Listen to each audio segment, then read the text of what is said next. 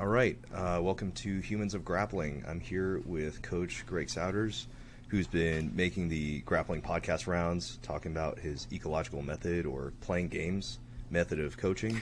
Greg, thanks for coming on. Hey, you're welcome, Serge. I'm glad to be here. Awesome.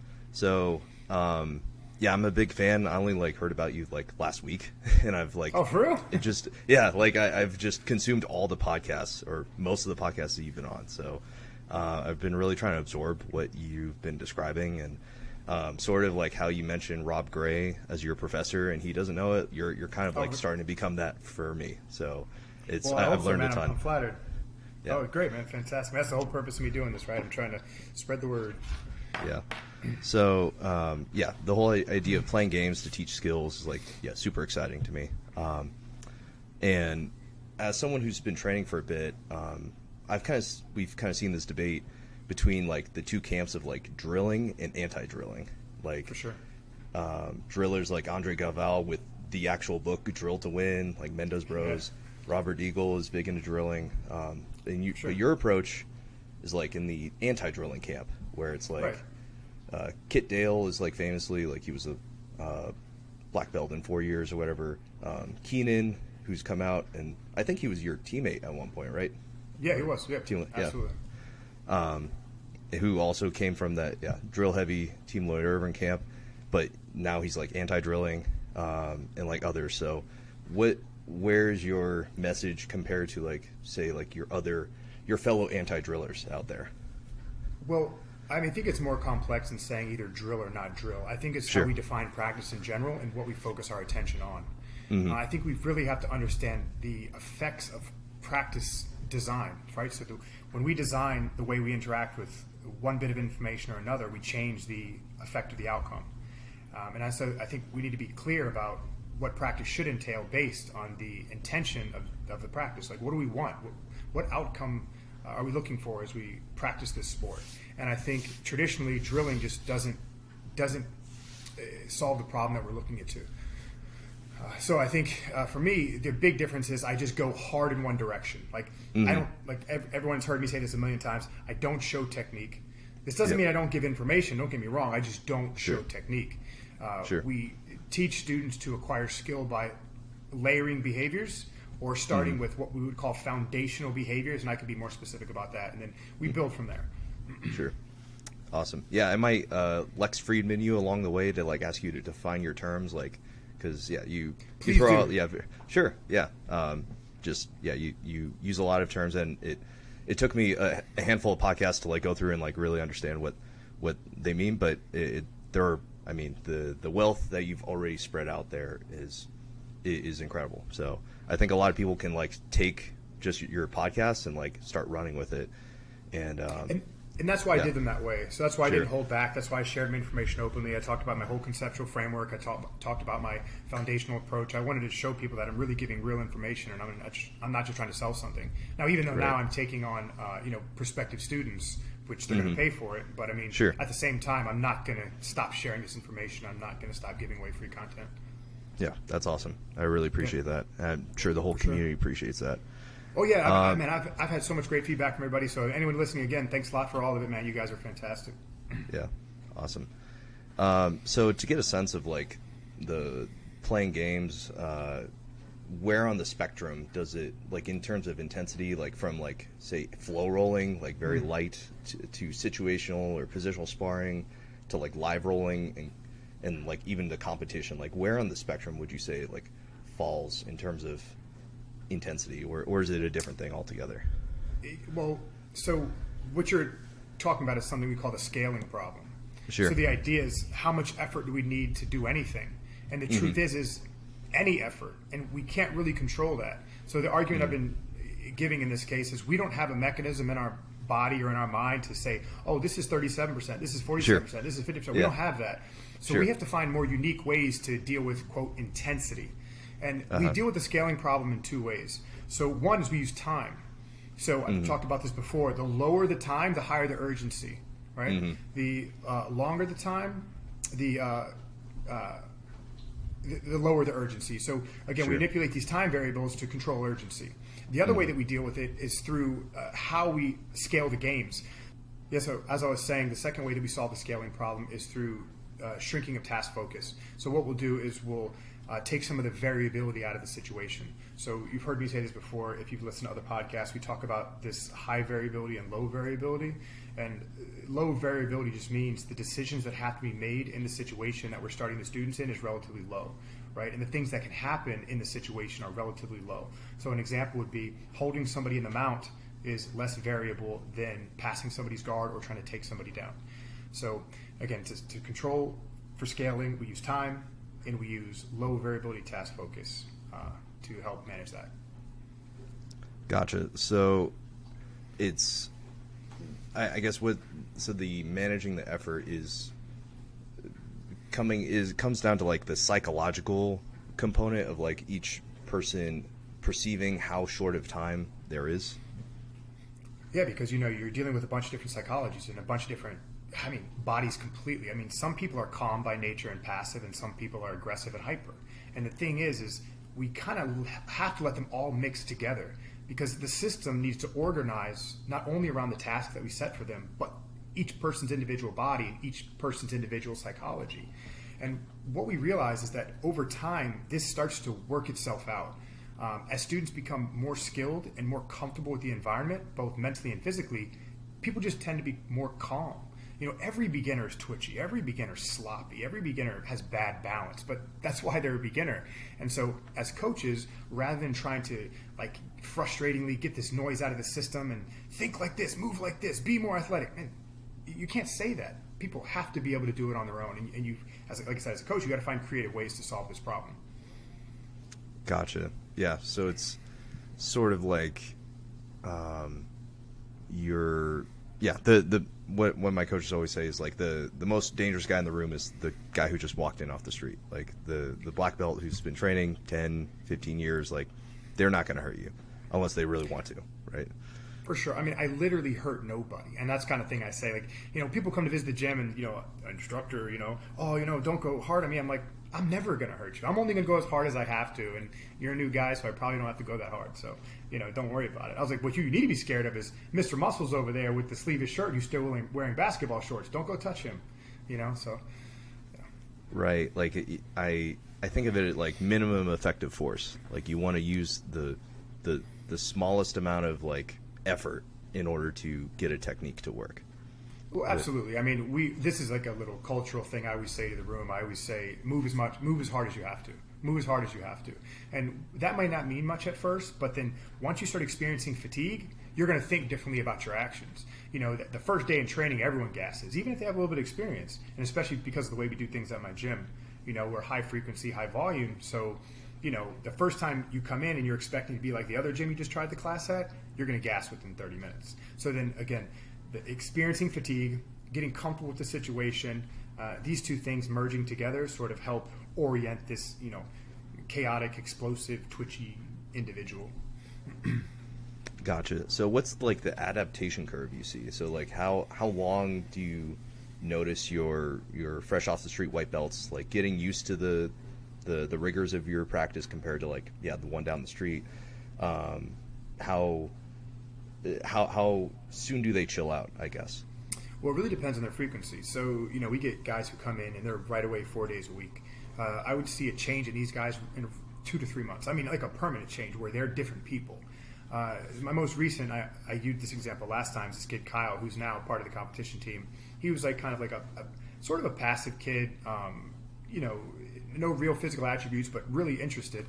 The first day, he had to like run outside 20 minutes in. He's like gasping here, like, and then every day it got a little less and less and less. And then about 2 months in, he's not going outside anymore. He's having a great time, And then, on his third month, I was like, "Do you like this stuff? Are you going to continue training with this volume?" He's like, "Oh, I love it." And I was like, "Hey, come with us, man. Come to my side." And because I split the levels, so I was like, come to these series of classes and join us. Anyway, I saw that, and this is a regular guy. He played baseball.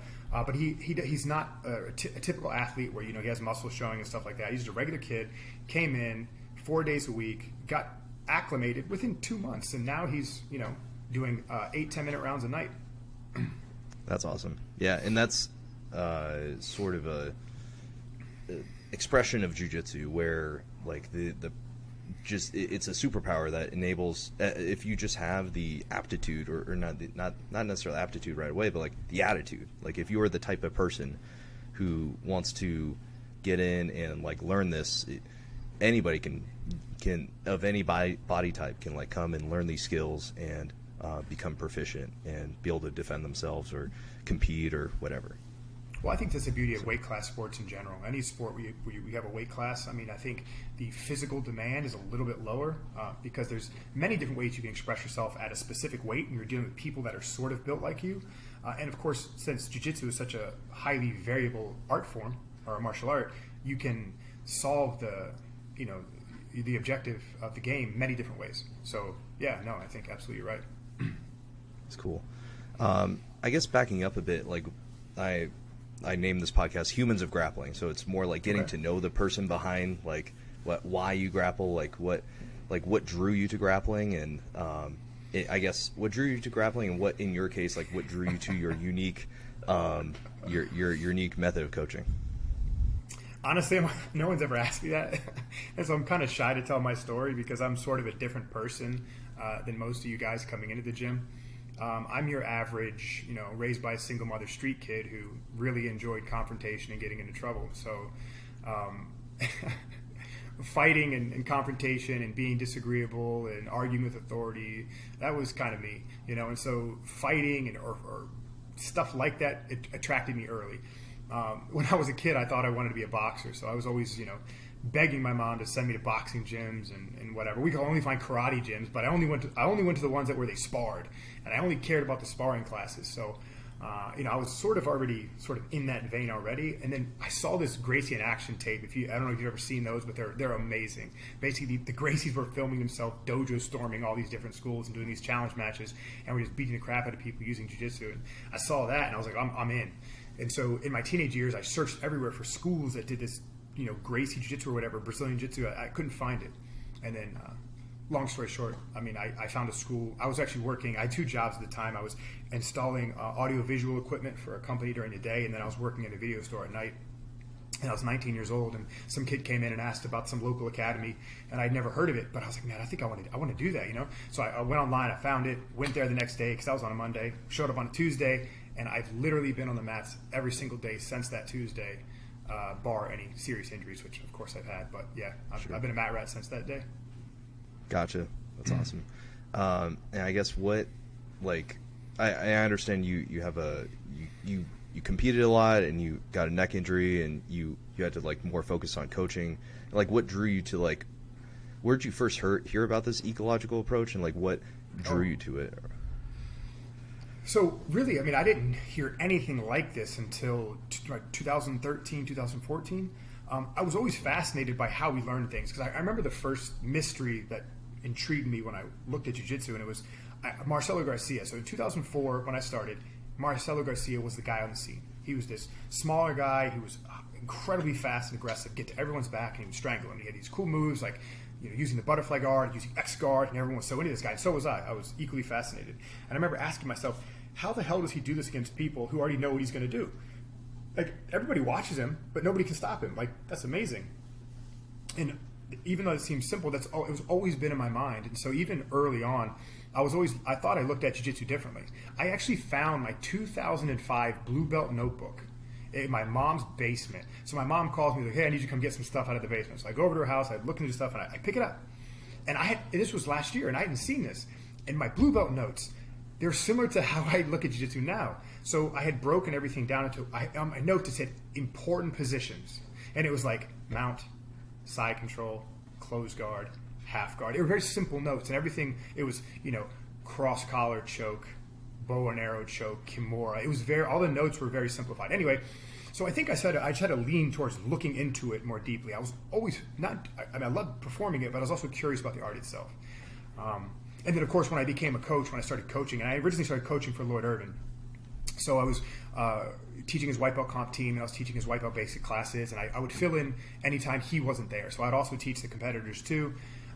Anyway, I like doing that. And then when I started teaching on my own, I just felt this deep intellectual responsibility to know what the fuck I was talking about. I was like, if I create a website and I open a gym and I say, hey man, I'm going to teach you this, well, I better know how to do that. you know, and I just never felt comfortable with the plug and play method of anything. So I started reading books, and I bumped into the ecological approach while searching, and, you know, haven't looked back. You know, it was convincing and fascinating all at the same time. Yeah, definitely. And I have a similar notebook. Like I don't know where it is right now, but I remember taking like notes my first week of jiu-jitsu of like, and mine were like very detailed. And I was like, because I came up in a traditional school, and it's like, it was all about, okay, you grab here, you grab the collar, whatever. Like it's, and I wrote like as much detail as I could. But like I'm a programmer, like I'm a software engineer by trade, so it's like, we generally are lazy and hate memorizing things. So like that detail-oriented approach like may have never worked for me. Like I'm more about knowing how the general idea works, or how the formula or the heuristic works, and that's sort of like what you guys teach with the ecological approach. I at least from what I've gathered. Well, heuristics are just one way we can use information as a constraint. So not only are the games and the conditions constraints, but also the information you give people. And by constraint, we just mean like it basically takes away options. So if I tell you something, inadvertently I'm taking away options, because I'm telling you, hey, focus on this. Do it this way. Think about it like this. And what that does is it sort of frames your view.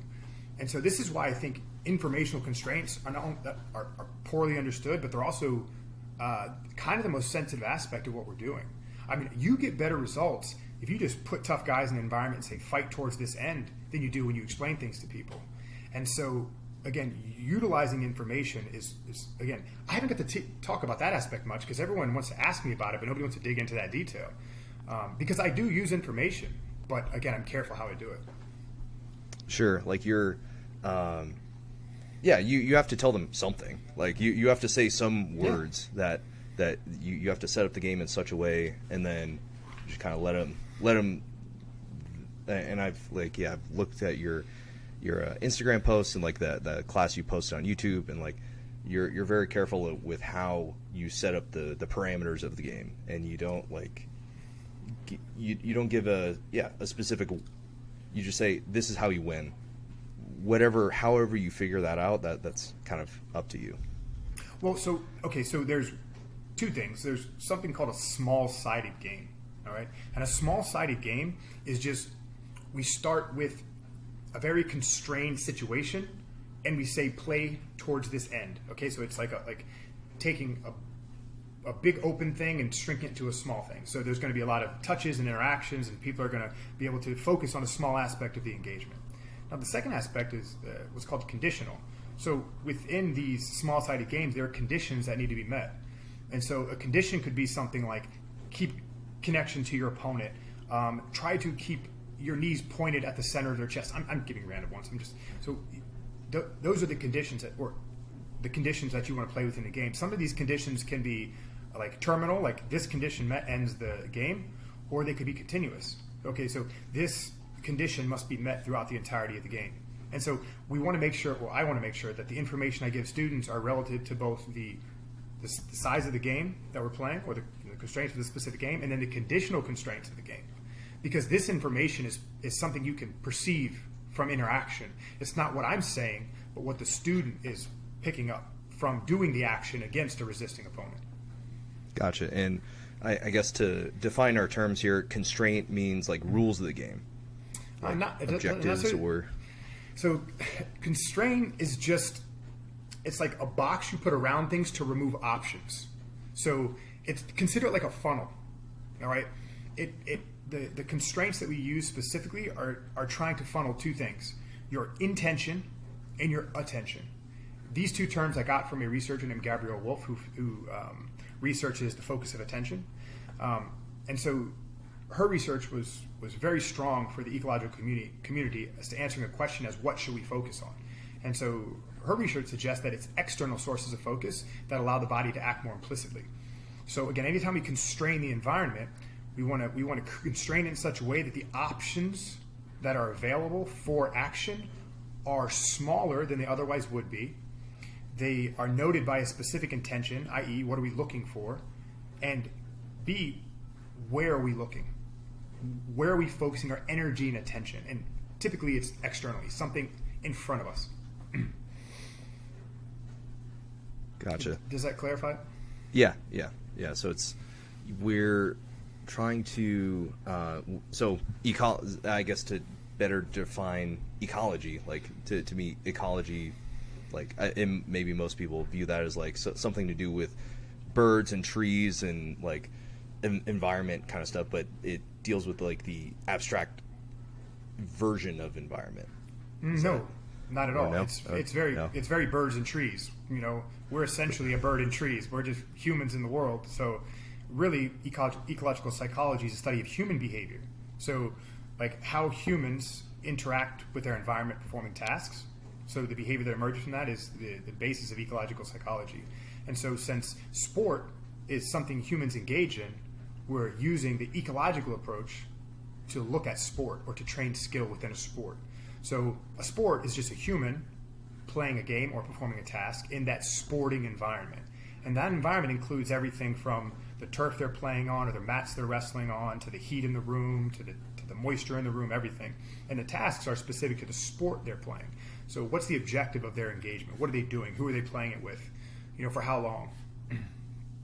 Gotcha. Yeah. That I think that's throwing these like, yeah. I think people get hung up on like, yeah, the no technique part in your like other podcasts, and like they don't like try to like, yeah, define, or they have some other idea of what ecology means or whatever. But yeah, like we're just birds and trees. It's just our trees are the mat and how we interact with each other exactly. in that environment. Yeah. I mean, the pushback really isn't an informational one. It's an emotional one. When you say technique, they're like, but I paid, for 67 seminars from the greatest coach in the world, and he taught me all the best techniques ever. I mean, all I'm saying when I say I don't teach techniques, I don't give my students solutions to the problem. I'm not going to give you a process-oriented solution. I'm going to give you an opportunity to discover the same thing that I now know in a guided and focused way. So what we're doing is we're removing all the junk in training and trying to make it as rich as possible. We want the information sources the student to be interacting with to be as real as possible, because we don't want to guide them in such a way that they miss the forest because the trees are in the way. I always say that same thing, but that's how I see it. Right. Yeah, and definitely, and that's like where I don't know. As I've like come up the ranks and whatnot, like where I get the most out of training is the live rolling portion, because that's like where I can like test things out and where I can. Everyone does. It's not just you. I mean, literally everyone. I don't care what anyone tells you. It doesn't like we don't have a good mechanism to determine why things affect us in the way they do.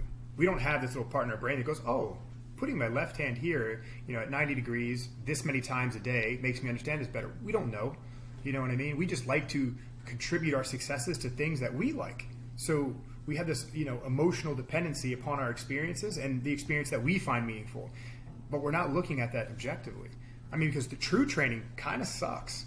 Like, do you know how hard 8-10-minute rounds a night, 4 days a week in a row, and then not to mention the 10-10-minute rounds you're about to do on Friday and Saturday, and then some guys come in and do another 5-10-minute rounds on Sunday? Do you know how hard that is for 16 weeks in a row? That shit fucking sucks.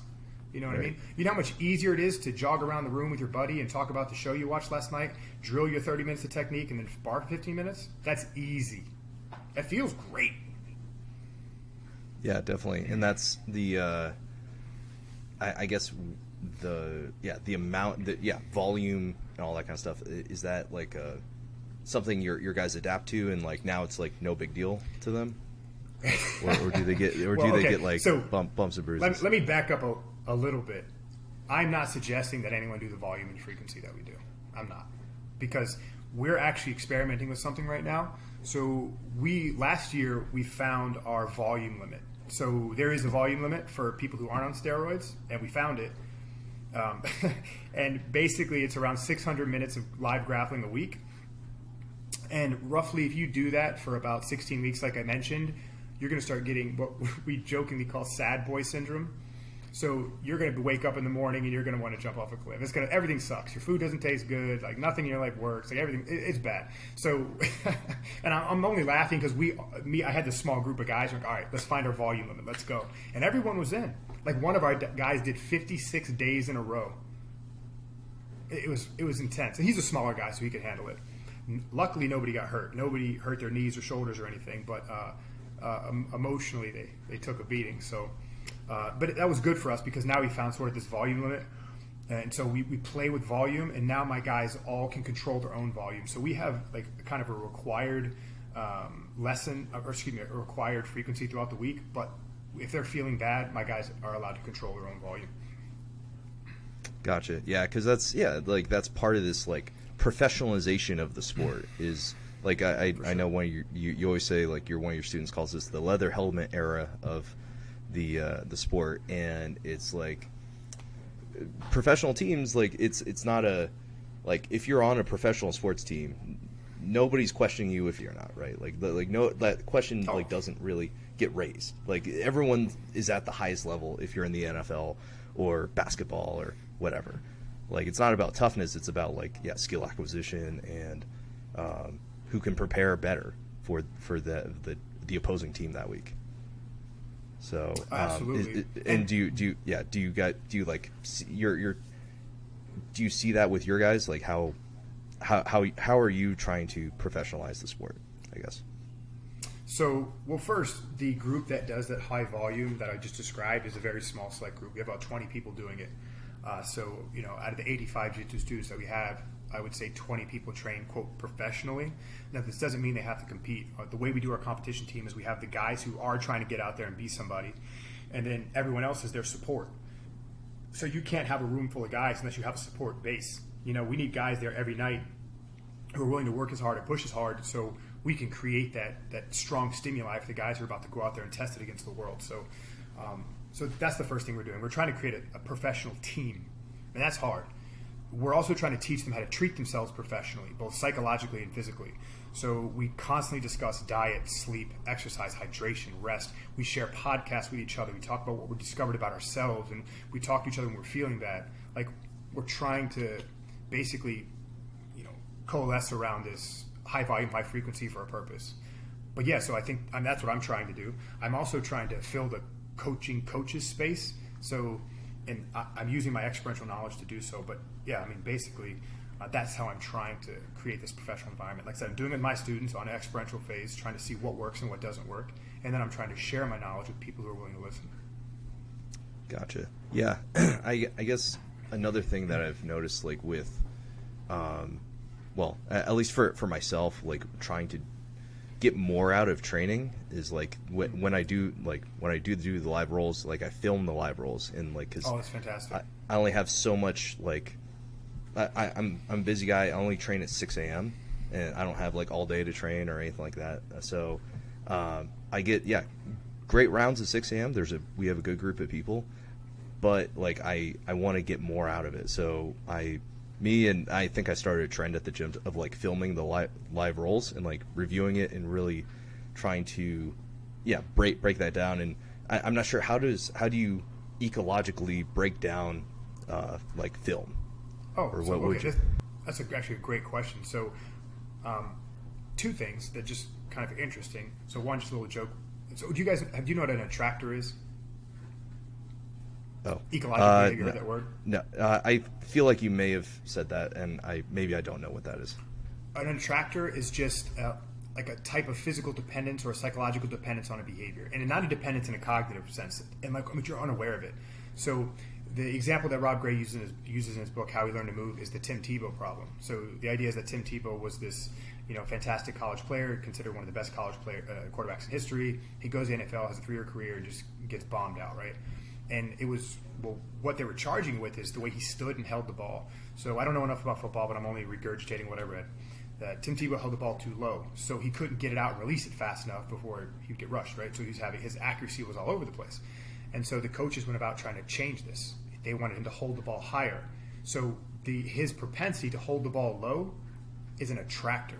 Okay, it's something that he preferred to organize his body around the information he's perceiving as it related to him getting the ball out. Okay, so Now, what attractors do is they tend to stabilize. So there's many reasons why a tractor will stabilize, but most of the reason it stabilizes is because of success.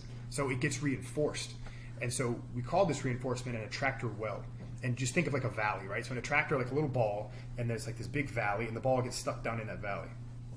Now, what ends up happening is that through practice and through everything that we do and everything we develop these attractors. Some good, some bad. Okay, some are great. Like for the way he played in college, it was a great attractor for him.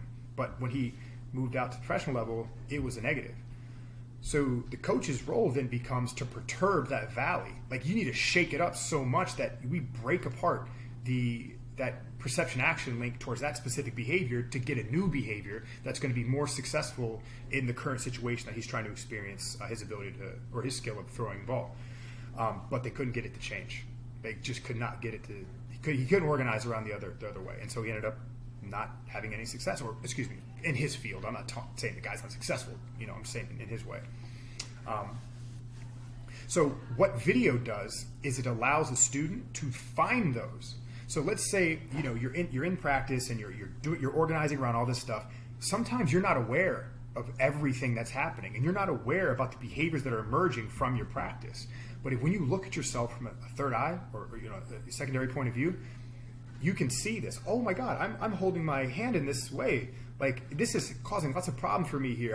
I'm missing the grip connection, or I'm not able to destabilize in the direction I want to well. So you just noticed an attractor, and because you watched it from a third-party view, it's easier for you to recognize it because you might not have been aware of it while doing it. And this can be the way you coach yourself. And then that is the second thing I was going to say. Me and my guys were joking the other night. Coaches are only attractor finders. Like that's really my job. It's like I'm a hired attractor finder because I'm watching the room, and I have to either create them or fix them or manipulate them in some way that whatever behaviors stick well enough to be successful, but not so deep that they punish us as we reach different levels of variability. Gotcha. Yeah, that's really interesting because I feel like so for example, like my favorite sweep is deep half, and like I have this kind of idea of whenever I can get my two legs around their one leg, I can get into deep half and I can get into like arm under. And I've done this like thousands of times over, like I've been training like 10 years. So I have like this, it's not just like one technique. I can find it in a variety of different ways. So I feel like that, like that's a well for me, but yeah, exactly. Maybe, and that's a, and it's sort of gotten me in trouble in some circumstances, and I've like tried to like hammer out all the different like situations that come up, or like how the different ways it can be defeated. But yeah, there's also like, is it a local maxima? Like I think Stefan Kesting like talked about, is like when you do stuff and it works, is it like the best that you can get at, or is there better? But I know you mentioned that you don't think there is like a best. No, because let's say you had a guy who didn't line up with the center line well and didn't know how to use your levers to pin you. Deep half is probably highly successful for you, right? But if you have a guy who's highly stable, who lines up with the center well and knows how to use your arms as levers, you're fucked. You're going to get kimura, you're going to get your back taken, you get your guard pass, you're going to get pinned to the mat. Right. So it's going to be a big issue for you. I'm sorry, can you hear my dog barking? No, that's fine. My bad. That's all good. He's in the room, but he's barking at something. That's all good. Yeah, definitely. So I guess the videoing, to get back to like video film study, so that's useful because it's like you're providing yourself with information rather than, and you can like reference the knowledge that you have, how you felt at that moment, or how things are during that role. Like you have knowledge of that versus like watching a Danaher DVD and you try to remember what happened. Is there, I guess, what's the difference between self-film study and like instructional study? So I don't watch instructionals because I noticed this, and it was funny because when I was before I was teaching, I noticed this myself. I used to love instructionals. I have a box. The last instructional I bought was actually Danaher's leg stuff because I knew nothing about legs, and I was very curious about how he put the project together. So anyway, I noticed that when I would try to replicate what he was saying, I did a worse job than I might just organize it around what I was seeing.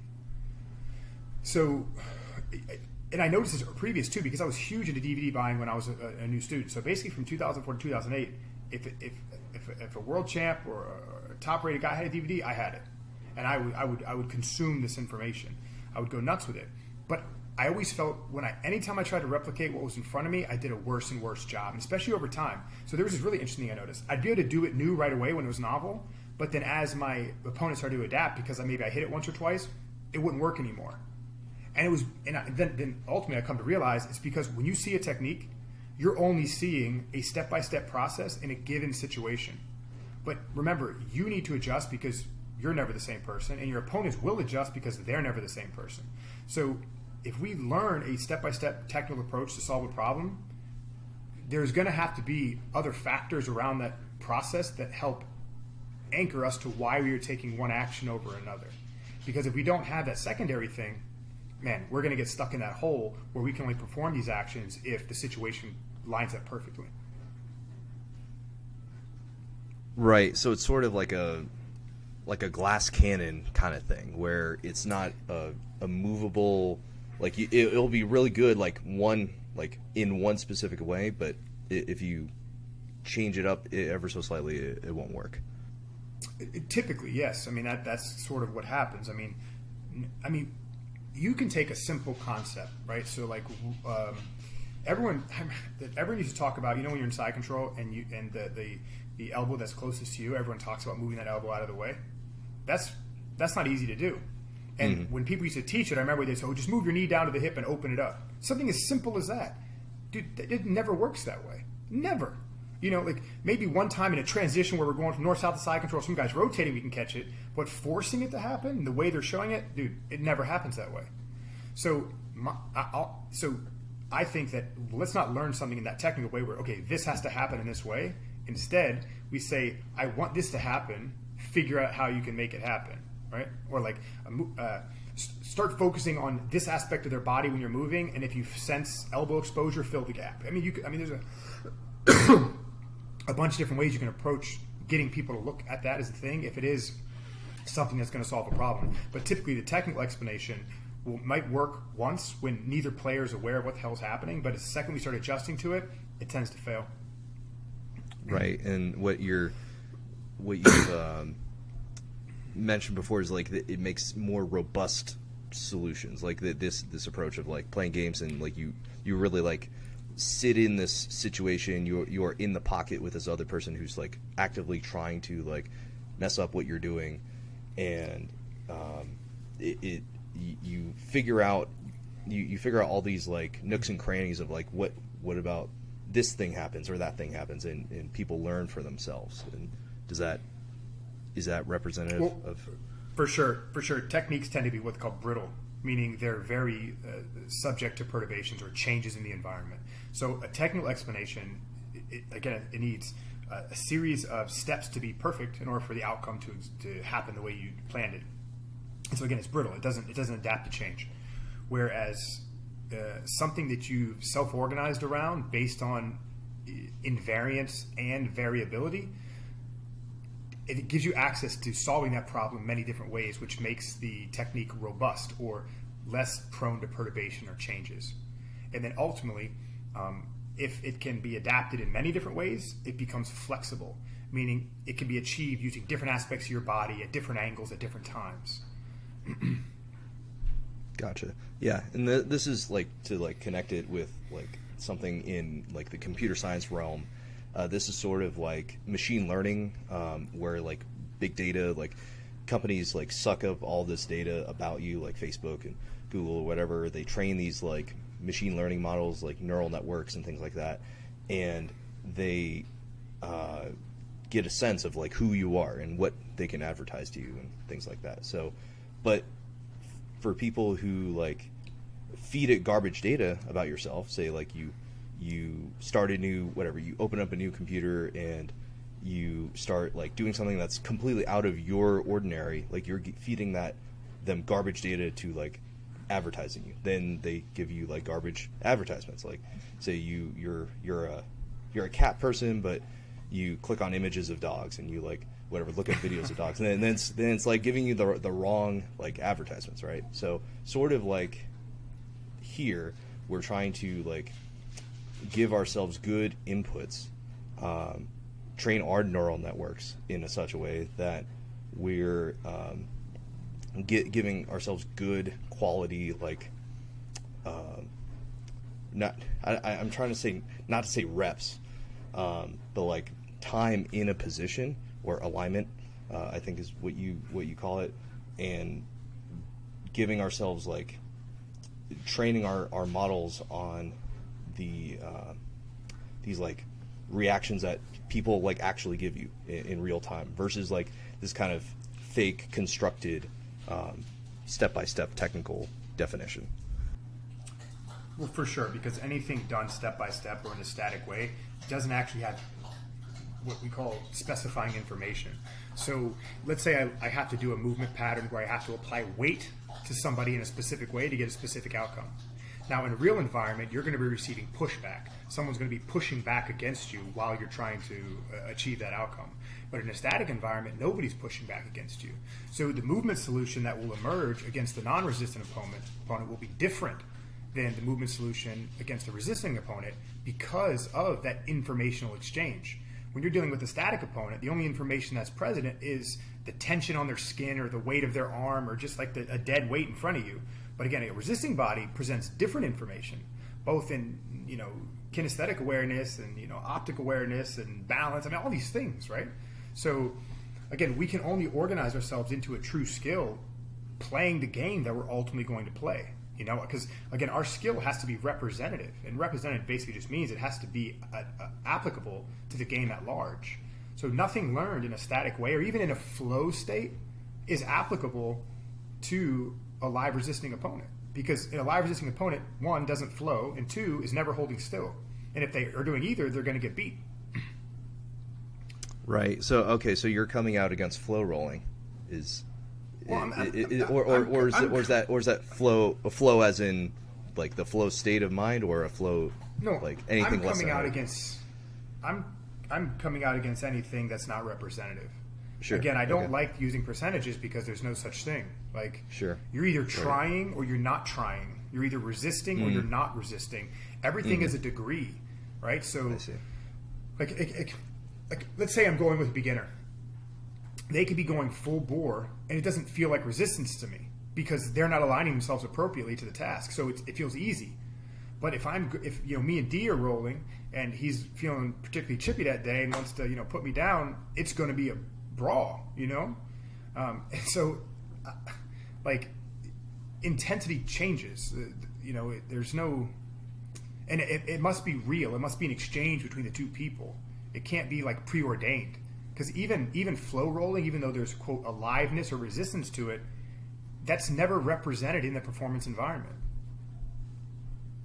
Sure. Yeah. That's not. Nobody's going to flow with you at ADCC trials and like to let you warm up or anything like that. There isn't a agreed upon like 1 minute warm up and then we're going to go for real after that. So okay. Yeah, this is not a thing. So I mean, that's all I'm saying, and understand too that we can change our energy inputs, right? So if I'm feeling particularly tired that day, I just don't go as hard. I let my opponent kind of beat on me a little bit, or I try to match their pace as closely as I need to win the exchanges that I decide to win. But either way, I'm adapting to my opponent's real inputs. So as he is attacking me and interacting with me, regardless of how he's going, it's really up to me to decide how I respond. But either way, I'm getting real information in real time, and that's the only thing that's going to produce any reliable skill. Yeah, that makes sense. And it's interesting how I feel like, in terms of, it's interesting something you said there, where it's like I determine how much energy I'm putting into this. Where like a white belt doesn't understand that, or like they don't quite understand like not going 100%, and whatever, trying to win every single round. But I think I don't know. I have this thing where it's like I'm mostly in control of whether I get hurt or not. Like whether I like whatever push back or like meet that force is largely determines how hurt or beat up I get. I'm not sure. No, for sure. No, I know you're absolutely right. I do the same thing. I mean, I've had 4 surgeries and I'm 38, and I've been training for 18 years. So I mean, like, I'm beat up. You know, I have neurological issues, my neck damage. I mean, I got all kinds of stuff. So you know, I have to manage myself well. You know, it's up to me to choose my training partners and decide what I'm going to do. But the thing is, I'm not going to tell some guy like, oh, I want you to only go. Man, I'm just going to pick my partners intelligently. I'm going to do what I can to deal with what's in front of me. Now, we have to understand that, you know, any beginner in any sport is the highest risk of getting hurt. And they're going to be sloppy, and they're going to use all their energy, but that's okay. Like I said, we can solve that. We don't need to like try to intellectualize it, because even if we do, we remove something that's kind of special. We remove that real interaction with the environment. We don't want to remove it. We just want to guide it. We want to find a creative way to let them be them, but make sure that them being them is going to benefit not only themselves, but their partner as well. And so, yeah, like I said, I never tell people to calm down. If I get a super wild dude, I just say, hey, you're going to do a 10-minute round today. I'm going to put you over here with this guy. And that will calm him down real quick, because he won't be able to do that for the whole class, you know? And so, like I said, it's stupid anyway, because even if I tell him to flow or chill, again, he's going to be notchy and rigid, and it's going to remove his ability to communicate well with his own body and with the environment. It's just going to mess it all up. That makes sense.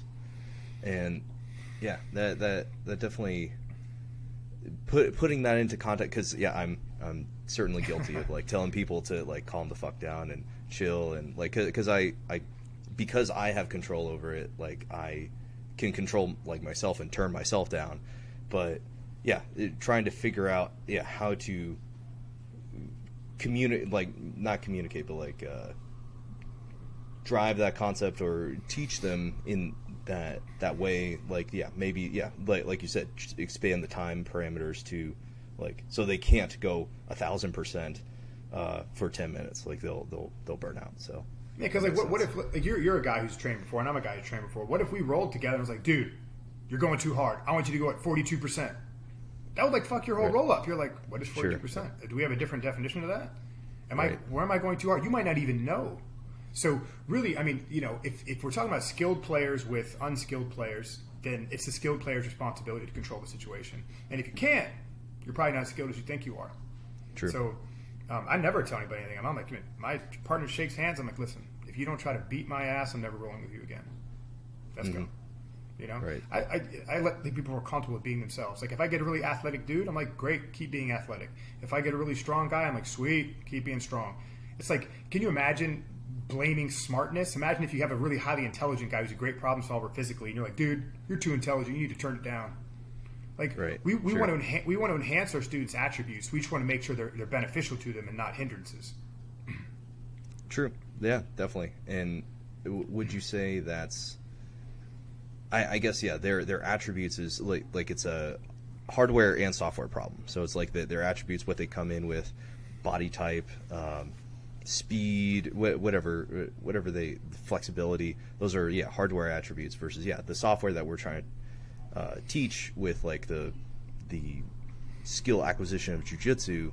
Like that's the real lever, and that's what people are.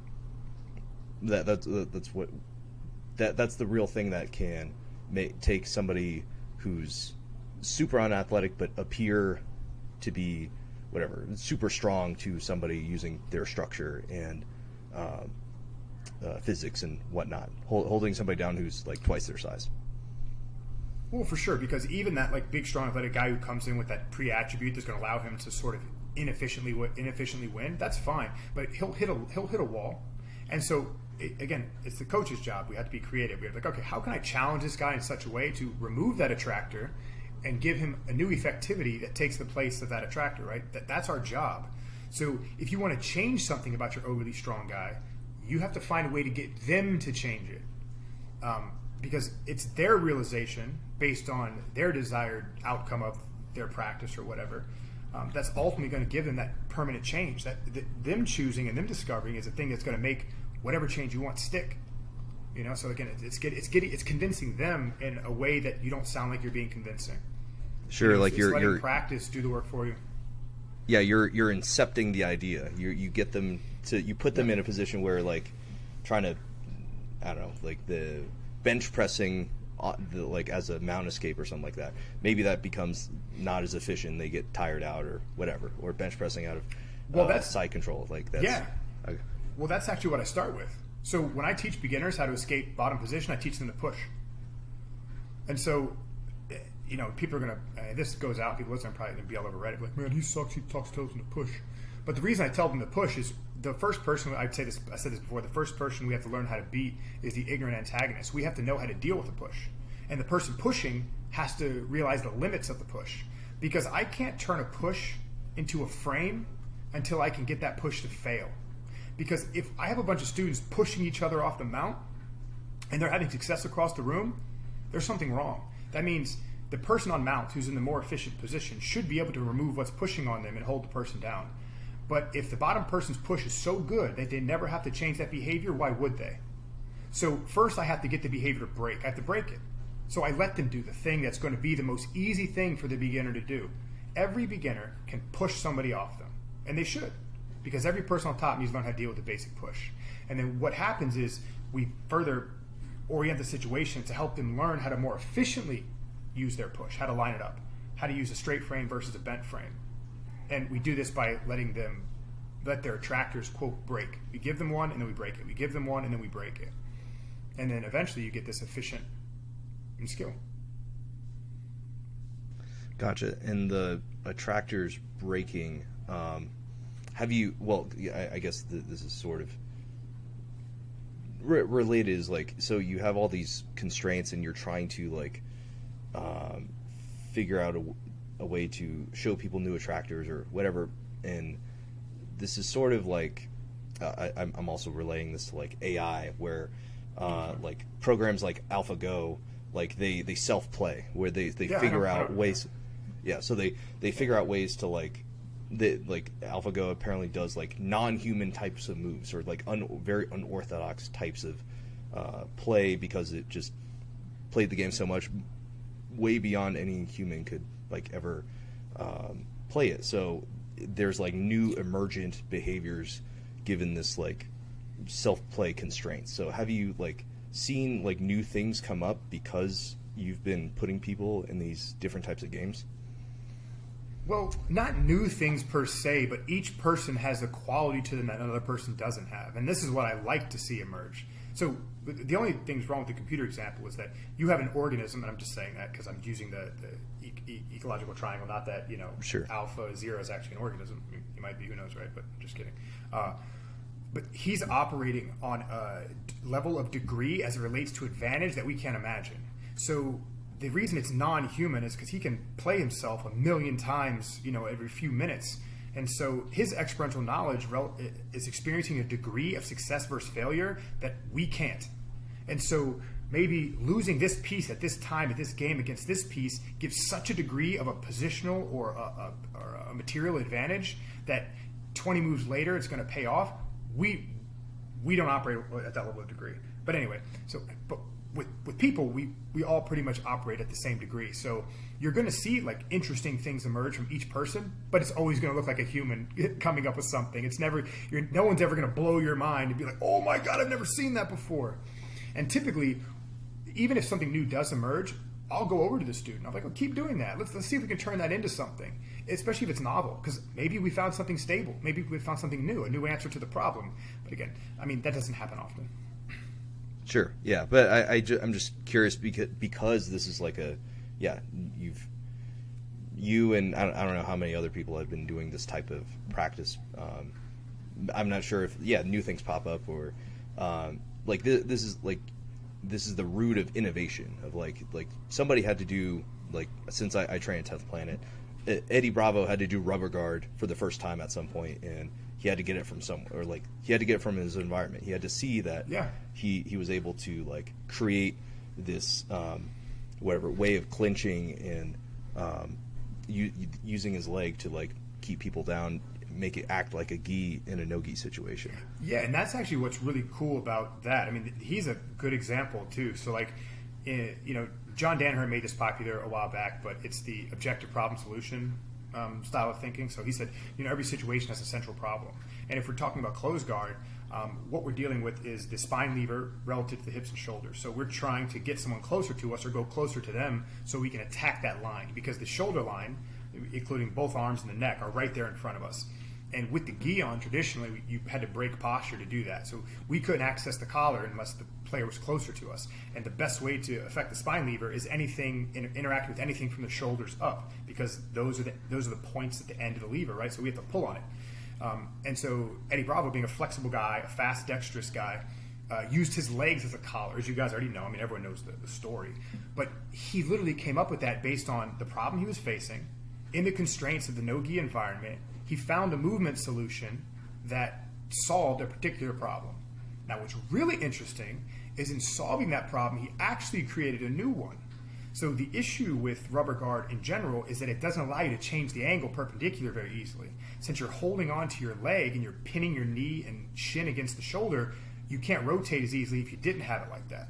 So he had to come up with other ways to solve that, what I guess you could call the rotation problem, or the angle change problem. And so, yeah. Right. Yeah, and that's kind of, so I guess that's a way to like get people to incept people, get people on board with the ecological approaches to like say, okay, how would you solve this problem, or how, and that's like you say, like the historical emergence, yeah, like just okay, somebody had to do this thing first, and what affordances did they see to like do that? I know I'm probably using the terms wrong, but like no, it's not bad. Yeah. So I guess what are affordances, and what I get going deep here. No, it's good. I'm glad you asked that one, because nobody asked me that yet. It's funny. Affordance is just a fancy word for specifying information. The information present in the environment affords us an opportunity for action. So if we have a hand that can grasp, things in the environment look graspable. So graspability is an affordance. So a posted hand on the mat is graspable in a specific way relative to our position. So it has the affordance of graspability.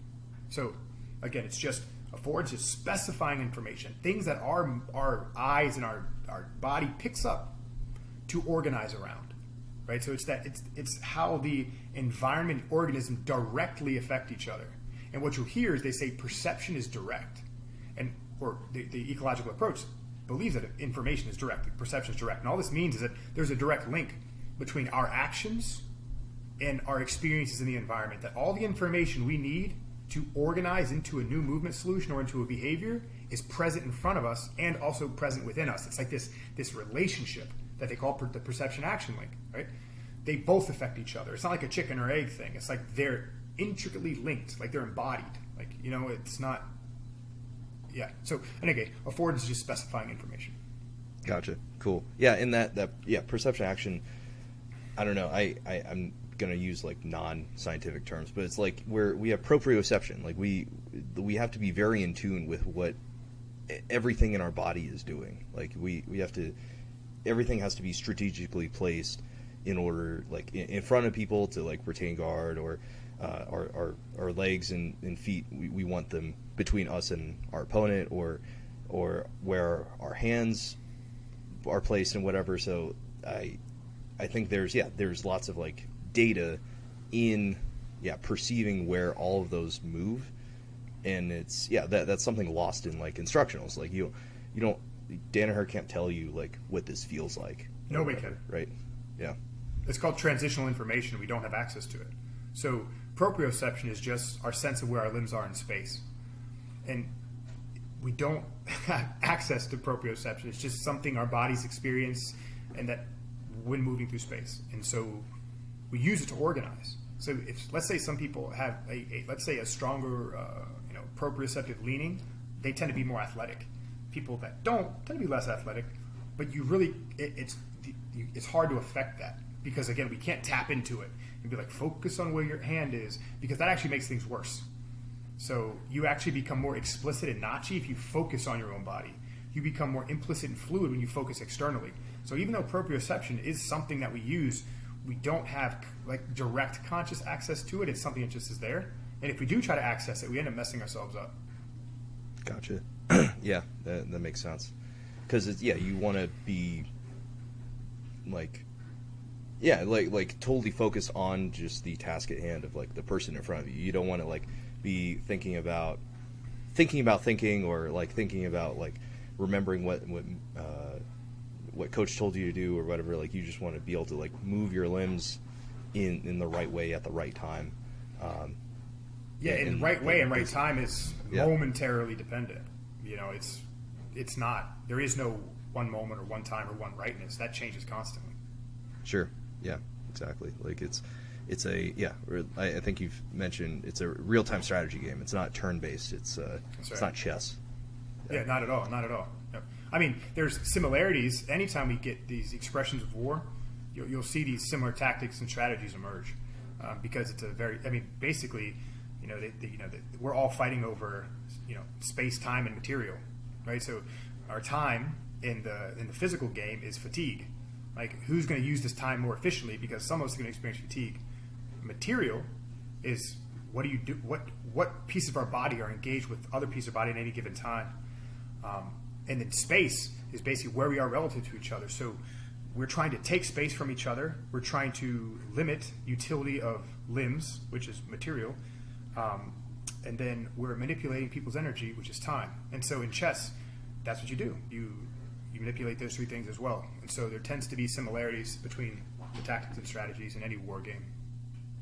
Yeah, that's dope. Yeah, I haven't thought about chess. Like they talk about taking material. Well, that's taking position. Like you advancing on your opponent. And it's a zero-sum game. Like what's good for me is bad for you or whatever. Yep. So that's cool. But it's just not turn-based. That's it. I mean, that's just sure. Exactly. Yeah. So I can go like 37 times in a row. Yeah, exactly. So this ecological approach, like it feels, I'm like so like, I want to like learn so much more about it because it feels like a more direct lever to increase the overall grappling skill of the world. Like this feels like it is like it's a foundational change that could like widely impact the sport. I think ultimately when coaches get on board and they start practicing, it's going to revolutionize all sports.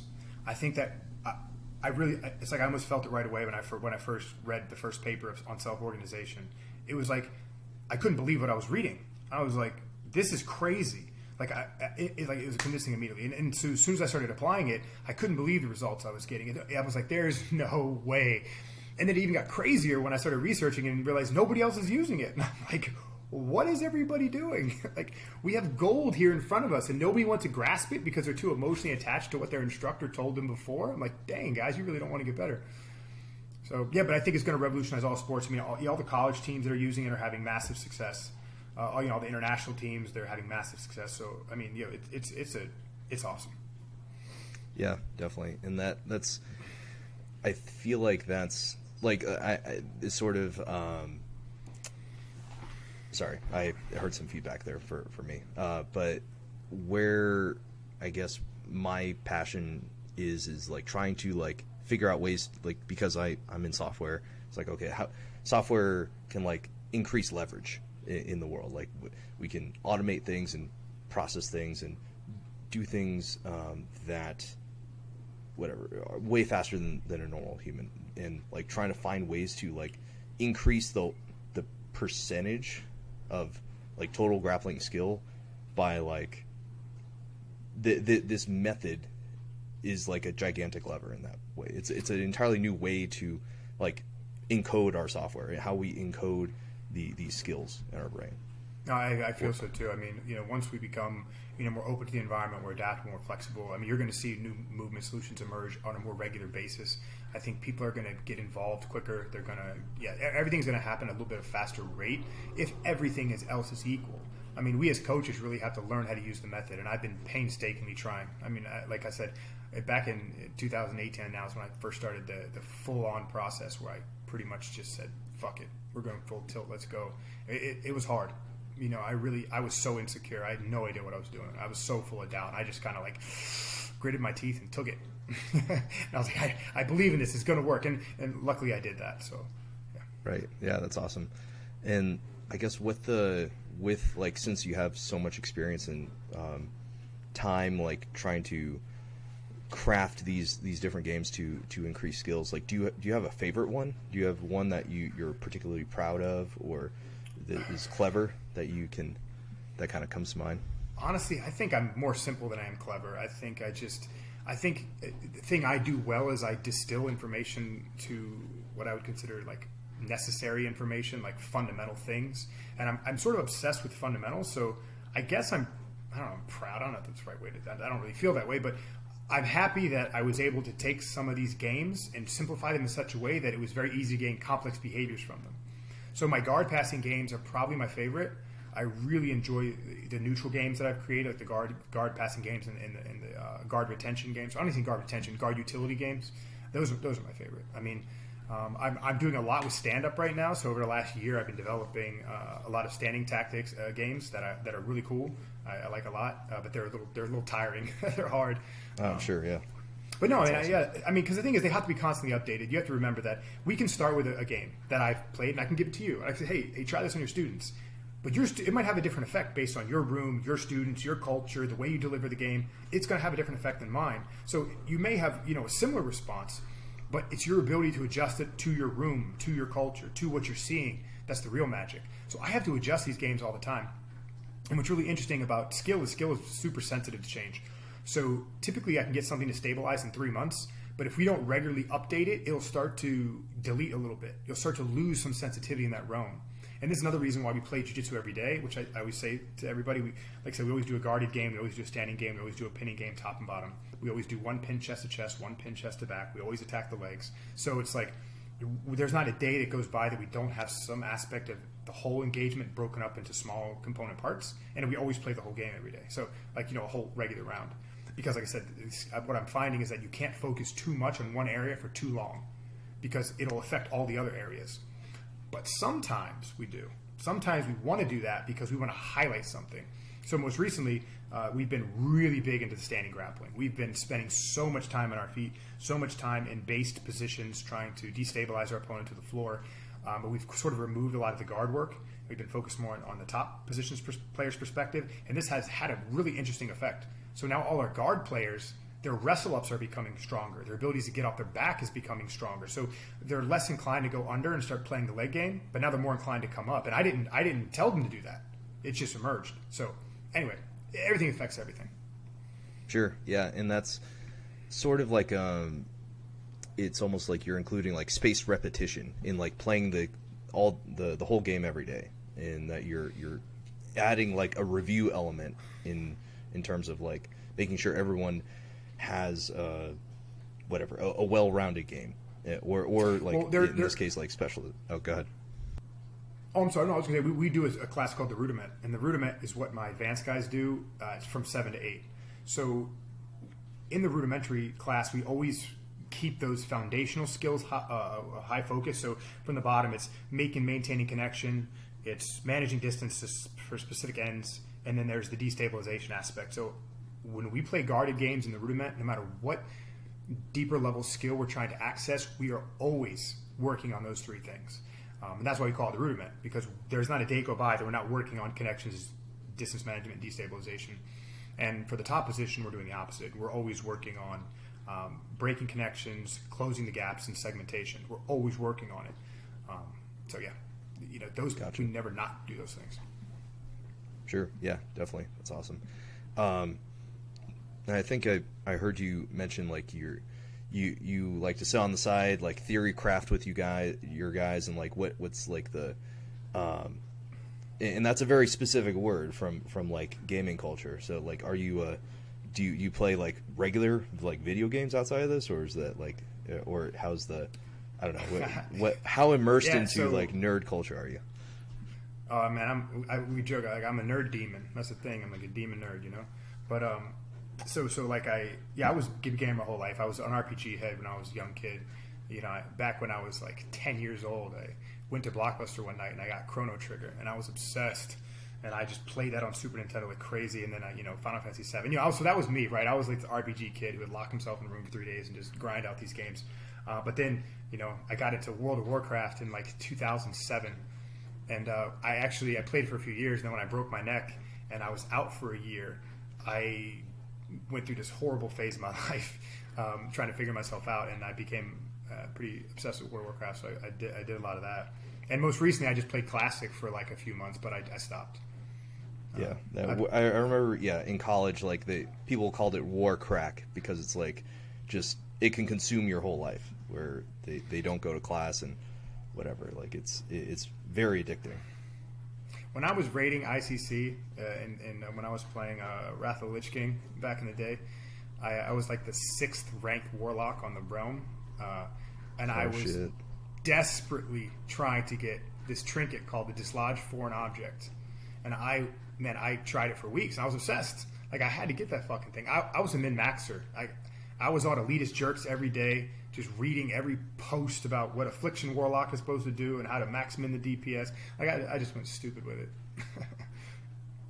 So like that amount of analysis in like Warcraft, like that definitely applies like to jiu-jitsu, where it's like you're able to like go full bore into like something and kind of analyze it to hell and back, and like obsessive about trying to get better at it. Well, I mean, I don't do anything that I don't, and that's why I had to be careful what the other things I do, because I truly don't believe in starting anything unless you think that you're going to be the best in the world at it. And I know it's not possible. I do, but I don't believe in starting anything without that thought. That's just me. I tore both my adductors and separated my pelvis a couple years ago when I was training, and so I had to stay out of jiu-jitsu for almost a year and a half. I couldn't even squat. Like the doctor was like, the tear is so bad it's about to rupture, and they were like, if you put a barbell on your back or if you get someone pushing into your open guard too hard, your hips are going to come apart. So I was like, fuck. So I had nothing to do, right? And the night before, this one night I was laying down watching a documentary. It was what the fuck was it called? It was a climbing documentary. I don't know. I can't remember. Oh, Meru, and it was about Conrad Anker taking a crew up and climbing Meru. And I was like, man, I wonder if I would enjoy rock climbing. So literally the next day I went into Earth Treks and I walked in and I was like, give me a pair of shoes, man. And they were like, all right. And then I signed up immediately. And the dude was trying to sell me. I was like, just show me where the bouldering wall is and leave me alone. And so I walked in and I started climbing immediately 4 days a week. I was there 2 hours a day, 4 days a week. And then when I was done doing that, I started looking up physical training for rock climbing. And then so I would spend 4 hours a day, 2 hours bouldering, 2 hours physical training. And this was all before my jiu-jitsu classes. So for that whole year, and I also bought a rock wall too. I bought a tension board, and my whole intention was to become a V16 boulderer. It never happened, of course. Right. But sure. Even the guys at the rock climbing gym were like, "You're probably going to get tendonitis." I'm like, "You don't know who I am. You want to go over there, go hang out with your softies. Leave me be." And they actually started calling me that intense jiu-jitsu guy. That's what I became noted as at the climbing gym. Anyway, hilarious. I don't get involved in shit unless I'm going to go full board. Yeah, that's awesome. Yeah, I definitely have a similar, feeling of like I want to be the best at everything that I do, but I have a problem of like saying yes to a lot of things that I end up not intending on being the best at. So like kind of balancing that of like, okay, learning to say no and only like focusing on really putting all my chips into like the certain baskets and certain pillars of my life. No, I'm sure. I mean, 2 years ago, I was blessed by DeAndre Corbet and Gavin Corbet joining the team. And when DeAndre came down and he said, "Hey, I'm moving here, coach," and I was like, and that changed me. So that's actually why I stopped rock climbing. So the second he said he's moving here, I wouldn't cancel my agreement immediately. He's like, I'm not wasting a second. I'm gonna make sure this kid is going to be the sickest grappler in the fucking world. And so he said that's what he wanted to be, and I was like, man, I'm gonna get you there. We're gonna do. I was like, I'll drive anywhere. I'll do anything that you need. It does not matter. I'm at your beck and call. And so anyway, I do that even with coaching. Like now I'm obsessed with this coaching. I mean, I've always been obsessed with coaching really, but after having him come down, dealing with him and his brother, these are the two hardest working individuals I've ever been around. Like people really don't know. And I can't wait till, DeAndre hits his stride and people get to start interviewing him and talking to him because he's a different animal.